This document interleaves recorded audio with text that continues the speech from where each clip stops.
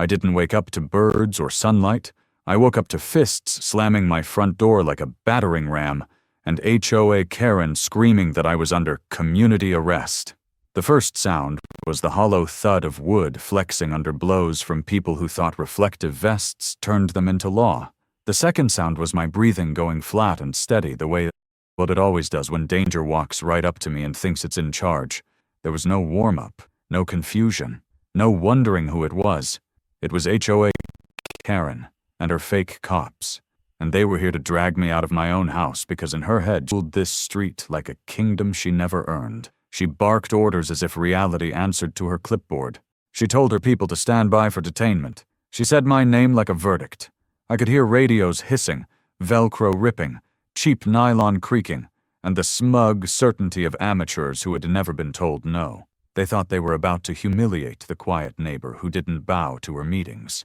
They thought they were about to show the street what happened when someone ignored HOA Karen. They were wrong. They were seconds away from finding out what it feels like to pretend to be authority in front of actual federal authority. They were seconds away from the moment everything ended for them, and none of them even knew they had already crossed the line they could never walk back from. I moved toward the door, with the calm you only get after years of working with people who fantasize about control until they try to take it. My hand wasn't shaking. My thoughts weren't loud. They were precise. Observe, assess, end this. They hammered again, and HOA Karen shouted that if I didn't comply, I'd be removed. She loved that word, removed. She used it like a spell she believed could erase people. She was about to hear a different word, one that carries real weight, the kind you can't talk over with a megaphone or bury in fake bylaws. She yelled that I had one last chance. I unlocked the door, opened it, and watched her face shift from performative fury to something brittle and frightened when I slowly brought the badge into the morning light and said nothing at all. Power drained out of her so fast it was almost audible. Her fake cops froze mid-breath. Their mouths stayed open but no sound came out. Their entire fantasy collapsed in silence, and that silence was the beginning of the end. Their threats didn't matter anymore. Their homemade titles didn't matter anymore. The second they realized who they had tried to arrest, everything they built in this neighborhood cracked straight down the center and started falling apart under its own stupidity. I didn't raise my voice. I didn't need to. I just stood there and let them feel how small they really were. That was the first moment HOA Karen understood that she had spent months picking a fight with the last person in the world she should have touched. And there was no universe in which she was going to win. I didn't stumble into this like some unlucky homeowner who picked the wrong neighborhood. I was built for moments exactly like this. And the worst mistake HOA Karen ever made was assuming the quiet man next door was just tired instead of trained. My entire adult life has been spent inside other people's rage, wearing fake names and borrowed histories, sitting in basements and back rooms with men and women who thought their anger made them important, learning the rhythm of extremism until I could predict the next beat before they heard it themselves. Deep cover work doesn't make you dramatic. It makes you surgical.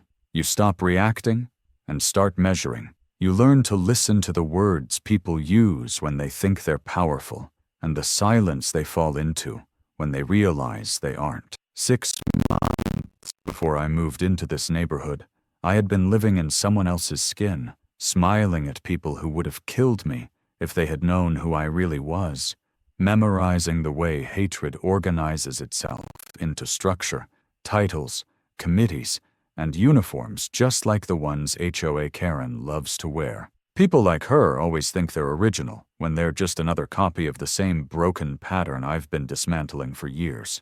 The Bureau pulled me out of the last operation because even iron starts to bend if you heat it long enough. They called it leave. It wasn't rest.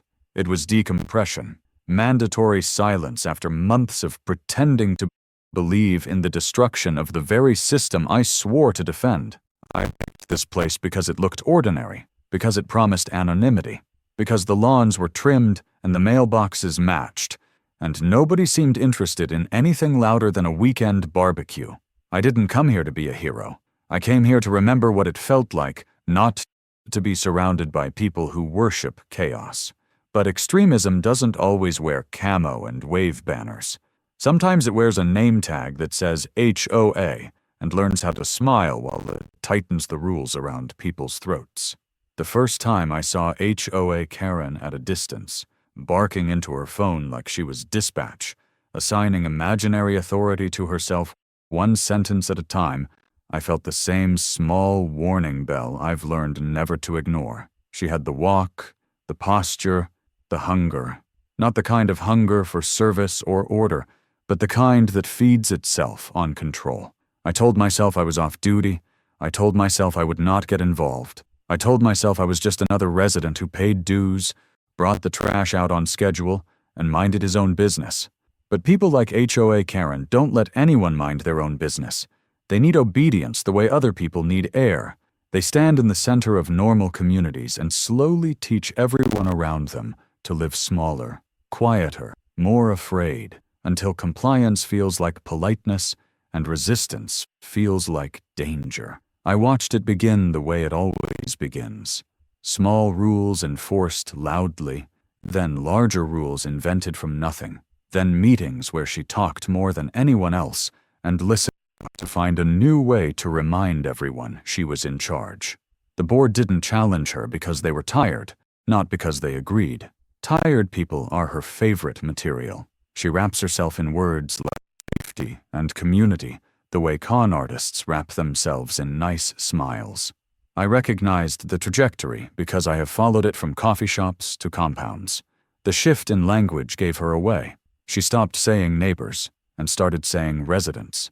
She stopped saying suggestions and started saying mandates. She stopped saying please and started saying comply. That's the slope. That's where extremism starts wearing a pretty face and calling itself order. I knew exactly who she was long before she ever said my name. I knew because I've read men like manifestos and women like HOA Karen as case studies long before they ever make the news they secretly dream about. Authority doesn't impress me. Paper authority least of all. Real authority is quiet because it doesn't need to convince itself it exists. That's the difference between my badge and her clipboard. Mine weighs something. Hers just makes noise. I didn't intervene because I was afraid. I didn't intervene because I was trying to be someone who didn't have to. I wanted to be a neighbor, not a federal instrument, to drink my coffee without thinking about how paranoia metastasizes, to mow my lawn without mapping out threat vectors. But every time I passed HOA Karen holding court on the sidewalk like a dictator of driveways, every time I heard her explain to someone what they were required to do now, every time I saw another man fall in line beside her because she made him feel important, I could feel the job tugging at me like a hooked wire under the skin. I know the stages. First they invent titles, then they invent enemies, then they invent consequences. She had already finished the first two before she ever touched my door. The worst part was watching decent people reshape themselves around her, shrinking to avoid confrontation, laughing nervously when she invaded their space, saying things like, "That's just how she is," instead of remembering they used to live without her shadow dragging over their yards. Power given to bullies is never taken back without a cost, and HOA Karen collected fear as payment from everyone who didn't push back. I saw what she was becoming before she finished becoming it, and I also knew what she didn't. She was building her little throne in the one place she should never have tried to build anything, right next to me. Power didn't fall into HOA Karen's hands by accident. She built it one humiliation at a time, testing boundaries like a child touching a hot stove and discovering the world would not slap her hand away. The HOA board was never evil. It was exhausted, full of people who just wanted peace, and discovered too late that peace offered to a bully is the same thing as surrender. The security committee used to mean neighbors taking turns making sure porch lights worked and gates were closed.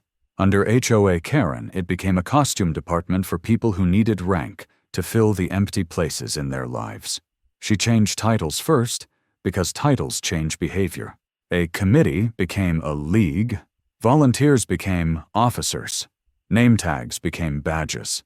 Reflective vests became tactical gear she bought with other people's money while calling it safety. She placed herself at the top of the pyramid and called it responsibility. but it was greed for control, pure and undiluted, and the men orbiting her were the sort who had never been saluted in their lives, and now chased that feeling like a drug. They followed her because she made them feel like soldiers, because she fed them phrases like enforcement authority and compliance operations, and let them believe those words meant anything outside her mouth. She manufactured enemies so she could justify her threat.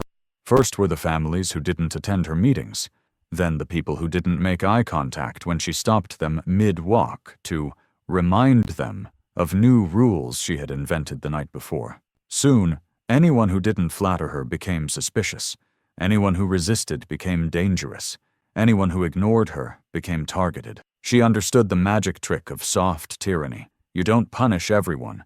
You punish a few people loudly enough that the rest punish themselves by staying quiet. The Peterson family became her public lesson. Their only crime was not fitting her picture of what belonged, arriving from out of state and smiling too gently to worship her. She sent her fake officers to idle outside their house in parked cars, to shine flashlights into windows and call it inspection, to post violations with language that sounded official enough to frighten them, even though it was built entirely out of her imagination. They lasted less than 2 months before leaving, their house sold at a loss, and their absence described by HOA Karen in her garage like a victory, like she had purged a threat instead of bullying a family. Every departure fed her. Every flinch confirmed her. The neighborhood began to move differently around her. Doors closing faster, conversations stopping when she walked by, eyes dropping to the ground, not because she earned respect, but because she demanded submission. Even the board that was supposed to limit her stopped being a board at all, and instead became a row of reluctant signatures under whatever document she placed in front of them. She called it efficiency. It was capitulation. She filled meetings with fear until silence sounded like agreement. And once she believed she had the right to rule, she began rewriting reality to match. Rules appeared without votes. Policies appeared without discussion. She would claim emergency authority, cite imaginary bylaws, and when challenged, she would raise her voice until the challenge backed away. That was her real power. She was willing to be louder, meaner, and more relentless than anyone who simply wanted to live their life in peace. She created shifts, patrols, rosters, and little rituals of authority designed to make her followers feel irreplaceable. She handed out decals the way tyrants hand out medals, and each person who stuck one on their car was one step deeper into her world. She built loyalty through flattery and fear, telling them they were the last line between safety and chaos, even as she was the one manufacturing the chaos in the first place. It would have been pathetic if it weren't so dangerous. I watched the way she looked at people when they obeyed, and the way she looked at them when they didn't. Obedience made her taller.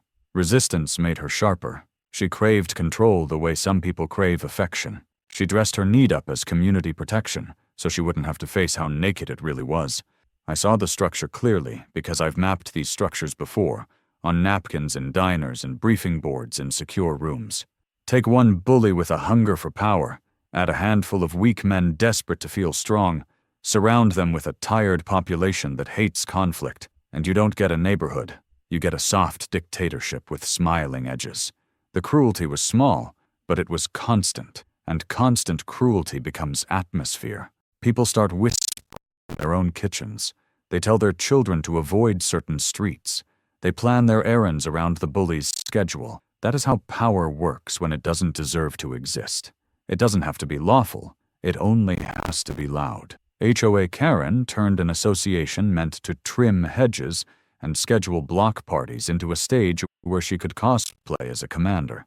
And the terrifying part was how fast everyone else adapted to her fantasy. They started asking permission for things they never used to think required it. They started checking over their shoulders before speaking. They started saying things like, "It's easier not to make trouble." And that's how communities slowly stop being communities at all. She called her behavior leadership.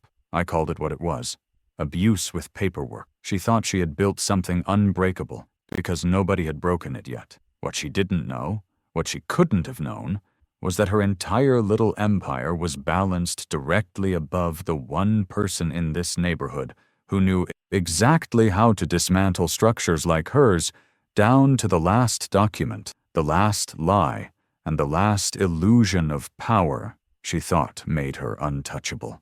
The moment I stopped pretending I was just another resident and started thinking like an operative again, everything about HOA Karen's little empire snapped into focus with the cold clarity of a case file dropped under bright fluorescent lights. I didn't need rage. I needed evidence. Evidence is what turns bullies into defendants.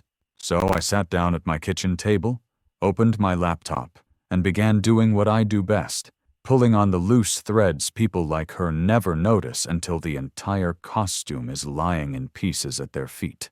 I started with the HOA documents themselves, the minutes, the budgets, the policy updates she pretended were law. What I found wasn't competence. It was cowardice recorded in neat columns. Board meetings that used to be monthly were postponed due to security concerns. Votes that should have been debated were marked approved by emergency authority. Her fingerprints were everywhere, smudged across every decision in the form of phrases like immediate action required and temporary enforcement measure that had somehow stopped being temporary 6 months ago. The money trail was the loudest witness. Security expenditures had exploded into a swollen line item swallowing nearly half the association's annual dues, and every dollar flowed into the same handful of vendors, companies selling tactical gear to people who wanted to feel dangerous without ever having earned the right to wear anything heavier than a reflective vest. I cross-referenced business owners with social media, and there she was in photo after photo, smiling beside them at Preparedness Expos, holding brochures like trophies. She wasn't just buying equipment. She was building relationships that paid her back in kickbacks and flattery, the two currencies people like her value most.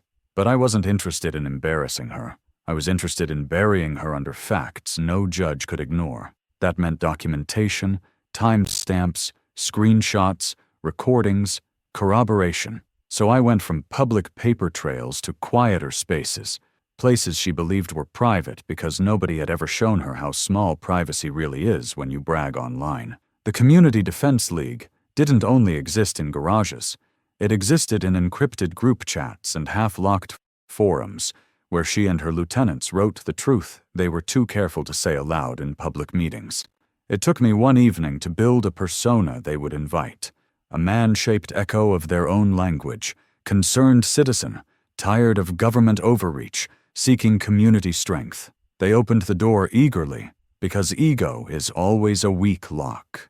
Waited on the other side wasn't harmless venting. It was strategy. They had written out scenarios, assignments, lists of problem residents, and laughably illegal plans held together by ignorance and bravado. They fantasized openly about detaining people, discussed how to handle police interference, and used the phrase citizen's arrest like it was a magic incantation instead of something that would implode their lives the moment they tried it on the wrong person. My name appeared more than once, circled in language meant to sound official, not hostile, possibly external actor. HOA Karen had built a mythology in which she was the guardian of a fragile kingdom, and I was the threatening outsider who insulted her power simply by refusing to kneel. Every post was a gift wrapped in arrogance. I saved them all. I didn't rant. I archived. I listened in on garage briefings next, not by attending, but by sitting in my darkened home office while audio equipment did what it was designed to do. Her voice carried across driveways, amplified by ego and open doors. She spoke like a commander delivering wartime speeches, talking about sovereignty and neighborhood security as if she weren't standing between minivans and rose bushes. I cataloged threats cloaked in community language, promises of fines, liens, inspections, detainments, all spoken with the casual certainty of someone who had never been told no by anyone who mattered. I placed small cameras on my own property, absolutely legal, absolutely sufficient, trained not outward on the innocent, but directly at the people trespassing into lines they had no right to cross. Night after night, I watched patrols walk circles they called security routes, stopping people, questioning delivery drivers, writing down licensed intelligence officers they would never be. What they didn't know was that every step, every word, every fabricated order was being preserved with time and date stamped across it, like the ticking of a clock winding down on their fantasy. I spoke quietly with neighbors who had been targeted, and once they realized they were finally talking to someone who didn't flinch when saying HOA Karen's name out loud, the fear began to loosen enough for truth to spill out. Stories stacked on top of each other. Harassment, intimidation, fines invented on the spot, children frightened awake by flashlights in their windows, elderly residents threatened with liens over imaginary violations. Each account became a statement. Each statement became another brick in the wall closing in around her. By the time I finished, I wasn't guessing anymore. I wasn't theorizing or assuming. I had what prosecutors call pattern and what I call inevitability. I had records showing money funneled into her control. I had digital postings proving intent. I had video showing impersonation of authority and audio capturing explicit threats. I had witnesses ready to talk and documents ready to be unsealed. HOA Karen still believed this was her neighborhood and her rules, but on my desk sat something she didn't have and never would: proof. And once proof exists, fantasy dies, even if it doesn't know it yet. She thought the game was between her and frightened residents. She had no idea the board she bullied had already become evidence. Her forum had become exhibits. Her uniform had become a costume to be taken from her in an evidence locker. The discovery phase wasn't loud. It was quiet, patient, methodical, the opposite of how she lived. But it was also the point of no return. When I closed the last digital file that night, I knew there was only one direction left to go. She had built a structure out of fear. I was going to collapse it with facts. The night everything finally snapped into place didn't arrive with drama. It arrived with inevitability. HOA Karen scheduled an emergency community session, which was just her favorite phrase for rallying fear and polishing her throne in front of an audience that had forgotten what normal sounded like. I didn't walk into that room. I didn't need to. My equipment carried every tremor of her voice straight into my living room, and I listened as she performed authority with the confidence of someone who had never once been held accountable. She spoke my name more than she spoke the word community. She painted me as a threat, not because of anything I had done, but because I wouldn't kneel. She wrapped her obsession in bureaucratic language, called it safety, called it duty, called it necessary, and the people who were tired enough and afraid enough nodded along, because fear always votes louder than reason when nobody stops it. She didn't push a bylaw that night so much as she pushed momentum. She asked for permission to detain and question me, to address the hostile resident, and the room gave it to her the way rooms like that always do, half through silence, half through a few loud voices that made the rest feel smaller. The moment the vote passed, her tone changed. Words became orders. Worry became mission, and the march began. I watched them approach my house through cameras they didn't know existed, a slow, swelling movement of flashlights and performative courage, a procession of people who wanted to believe they were part of something larger than themselves, even while they were being dragged by the ego of one woman who needed control, like oxygen. HOA Karen walked at the front because, of course, she did. She loved center stages, and conflict she believed she had already won. She stood on my lawn, lifted a megaphone like a royal decree, and announced that I was under community detention. The crowd shifted behind her, emboldened by her voice and terrified by their own complicity. This wasn't about grass height or mailbox paint anymore. This was theater poised to become violence. Inside my house, I wasn't pacing. I wasn't shouting. I was calm in the way only training gives you. The kind of calm that feels like you've stepped outside yourself and are watching from a higher floor.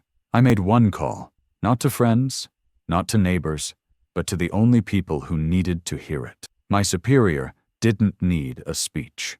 I gave him facts. Unlawful detainment attempt imminent, approximately 30 participants, primary aggressor HOA Karen, entry likely. Staging was already in motion before my finger left the send button. They had assumed they were the hunters. They were already inside a perimeter they couldn't see.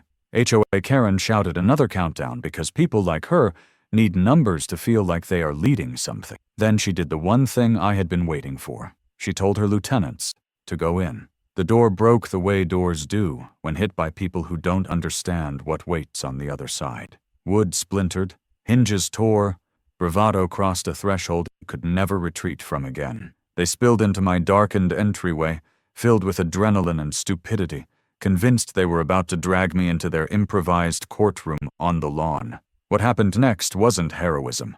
It was physics, muscle memory, and the difference between pretending to be law enforcement and being trained to survive actual hostile entries.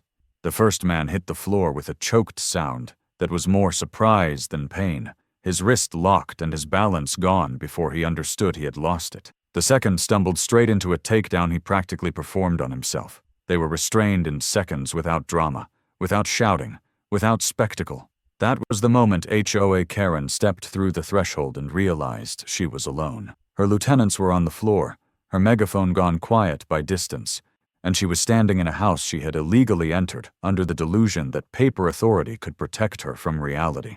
I didn't need speeches. I didn't need threats.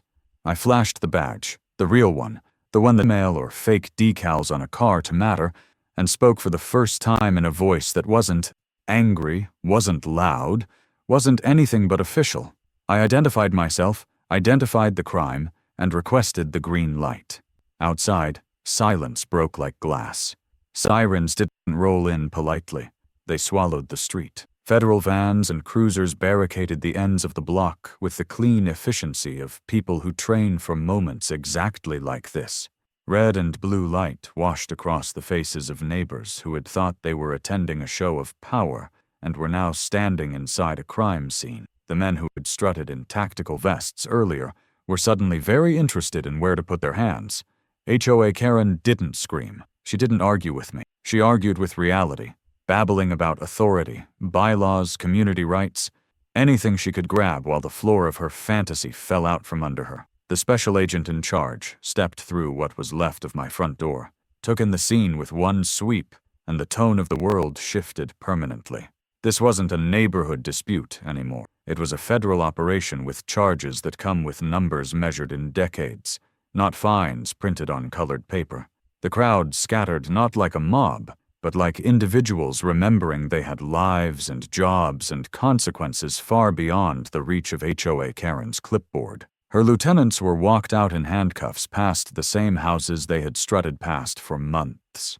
Evidence was preserved. Statements were taken. Radios were confiscated. The props of her power became exhibits in a case file. And HOA Karen herself, the self-declared queen of the cul-de-sac, stood very small in the glow of real authority, while the last of her certainty drained away. She looked for someone to support her, and found nothing but people refusing to meet her eyes.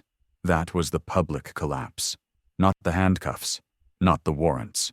The moment she realized the power she thought she owned existed only because everyone else had agreed to pretend with her, and the pretending had stopped. The hours that followed weren't cinematic. They were clinical. Once the badge is out and the words are spoken, the situation stops belonging to ego and performance, and becomes paperwork, procedure, and the slow, crushing weight of consequence.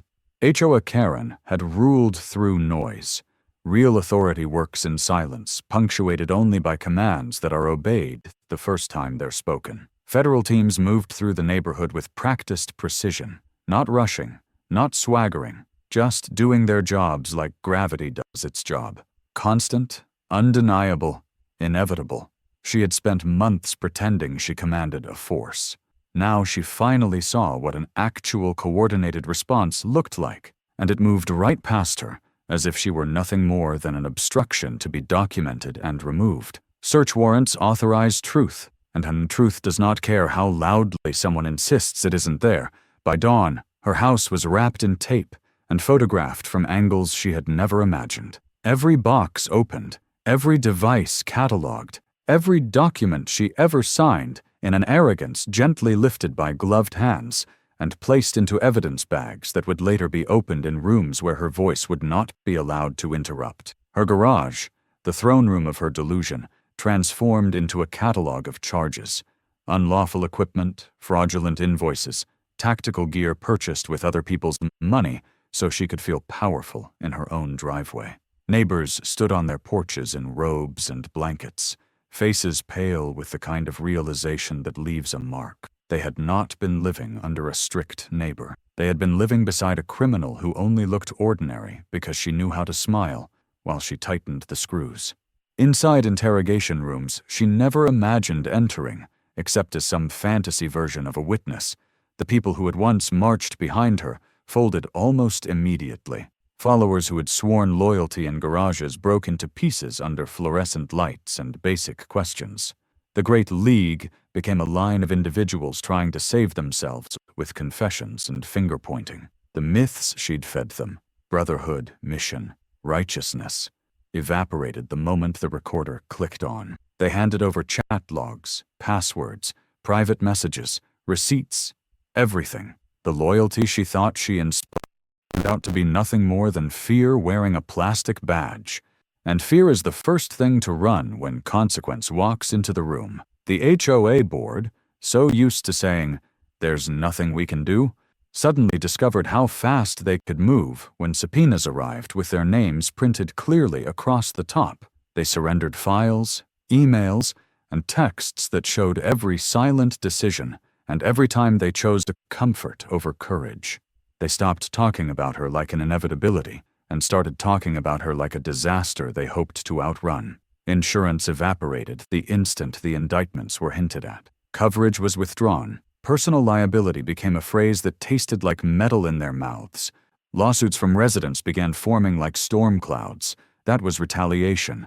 Not screaming, not revenge, just the complete and total inversion of the world HOA Karen had built. Every tool she had used to control others became a tool used to dismantle her. Every meeting she had weaponized became evidence. Every terrified email sent to her became a record of harm. She had dreamed of being important, of being the center of gravity, of being the one person everyone had to go through. She got her wish in the only way reality grants wishes to tyrants. She became the center of a federal case. The most devastating part for her wasn't the charges. It was the humiliation. News travels faster than sirens. The story left the cul-de-sac and bled into the town, then the region, then everywhere. She wasn't a commander anymore. She wasn't even an intimidating neighbor. She became a headline stripped of dignity, a joke with her name attached to it on screens she couldn't control. She had chased power and caught ridicule instead, and ridicule is a prison pride can't survive in. For me, retaliation didn't feel like triumph. It felt like work done correctly, a threat neutralized, a pattern interrupted. The SAC placed the stack of reports on the table like the last stone in a wall, and looked at me not as a victim, not as a hero, but as what I am. The person you call when someone like HOA Karen stops being annoying and starts being dangerous.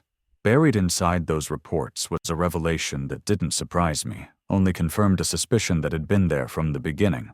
She wasn't a solitary accident. She was part of a market. The same supplier who took HOA money in exchange for outfitting her fantasies had been quietly feeding the same poison to neighborhoods in other states. It was a network of fear dressed up as preparedness, selling identity to people starving for relevance. That was the bigger picture, the larger battlefield that made my quiet street feel suddenly small again. HOA Karen wasn't the head of the snake. She was a fang, and I don't stop at fangs. Victory did not arrive with applause. It arrived with absence. The absence of HOA Karen's voice echoing off garages.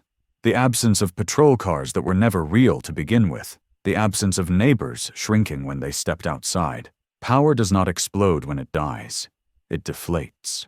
In the days that followed, the neighborhood felt like a place waking up from a bad dream it had convinced itself was normal. People walked slower, looked around, and realized how much of their lives had been lived in reaction to one woman's hunger for control. Her house, once headquarters of every order and threat, sat quiet under the dull reflection of crime scene tape residue, still clinging to the frame.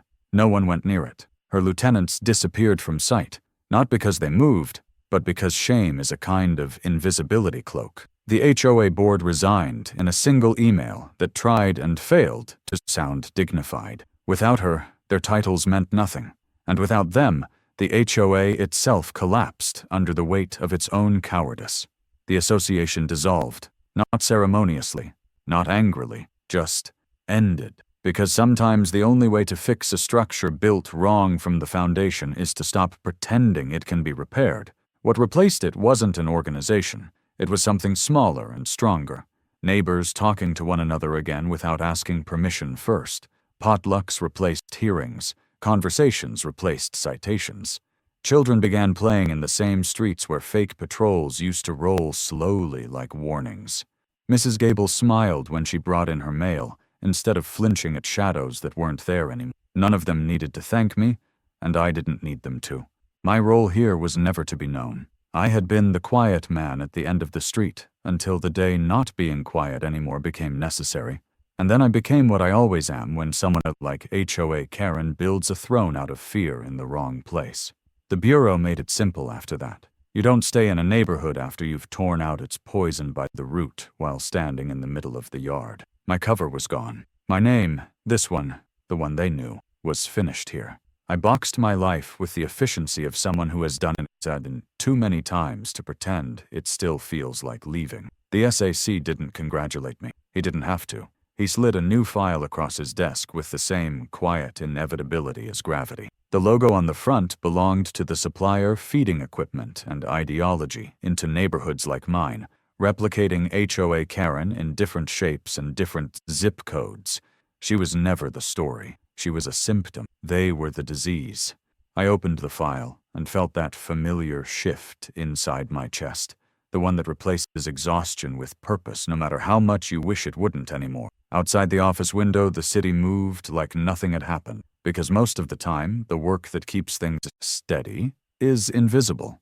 I didn't give a speech.